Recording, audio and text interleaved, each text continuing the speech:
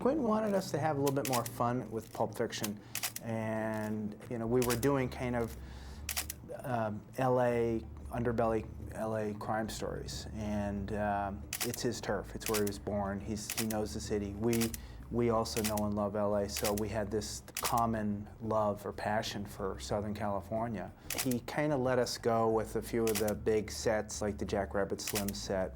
We integrated some of the, you can call it this Googie style, which was a vernacular only to LA at the time. It was these coffee shops that were kind of done outlandish architecture. And the whole reason for that was it was supposed to be in LA, which was a car culture.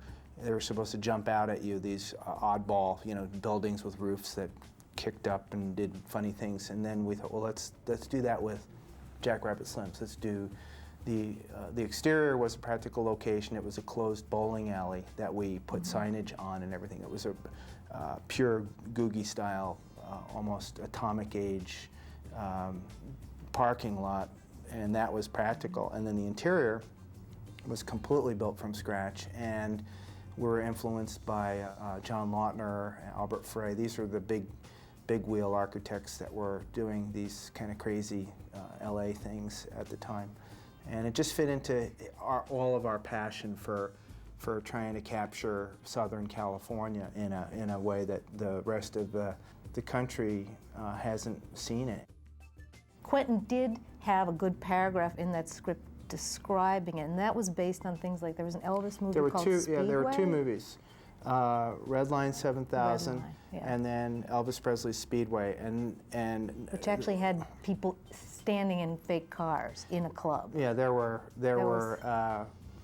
two parts of the club design that he wanted us to kind of copy, and Elvis Presley one had cars cut in half and dining tables fit into the cars. So we kind of stole that idea, and we actually did it. We took cars and we gutted them apart and made the dining tables. And then James Caan, I think it's his first movie, called Red Line 7000, that had a race car drivers club where everybody was playing with little slot car tracks, and we integrated that into the scenery. And then in Quentin's one paragraph description of the set, it said it had a dance floor that was a working tachometer. So it was this auto theme, race car theme, hamburger stand kind of thing. And so we took all these ideas and just blended them together, and it really truly was a recognizable piece of scenery that people still comment on. 50% of the movie was scenery on a stage, and 50% was practical locations. Any other sets that come to your mind that were memorable? Well, that was of course the biggest. The other big ones we built were. We built the interior of the hotel room because it was working with Bruce Willis for a week. We did it, and we didn't want to have them be in a really scrappy hotel room. We built the interior of the hotel room. We had the Olympic Arena, which is where they shot Rocky. We had them hold the renovation for us to get walking down the hallways.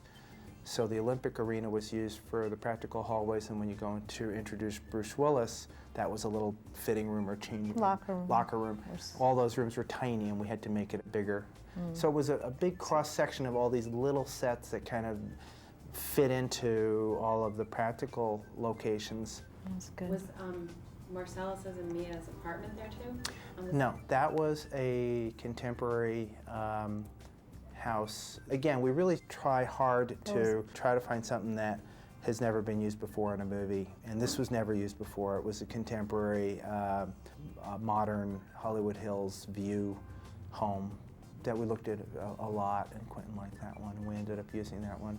There was a little vignette room that we did build on the stage, and that was the control room where the Travolta character comes into Marcellus's house, and she's sort of monitoring him for the voice.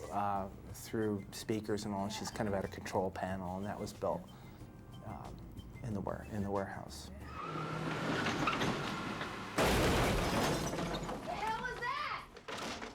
Car crash in the front of the Eric Stoltz character.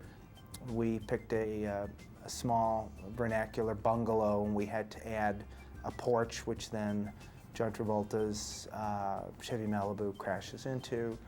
And then the other kind of interesting set was the basement of the pawn shop.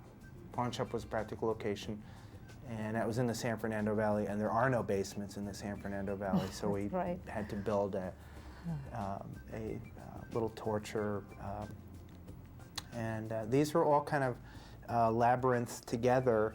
There were two warehouses that were behind the production office, and they were rather large. One was almost like the size of an airplane hangar, and that was the Jackrabbit Slim set. And then on the other side of the wall was this labyrinth of motel room, locker room, basement of the pawn shop, and a lot of other little tiny sets. So they're all in one building, and then in the front of that building was the offices where Quentin had his office. So what was really nice about that, it was Quentin was able to monitor what we were building and was able to kind of walk through all of these things as they were being built. And again, from a producer standpoint, it was thought out in a way that there were no surprises for the director. We were doing things together. It's now 10 years since we did that movie, and it holds up very well.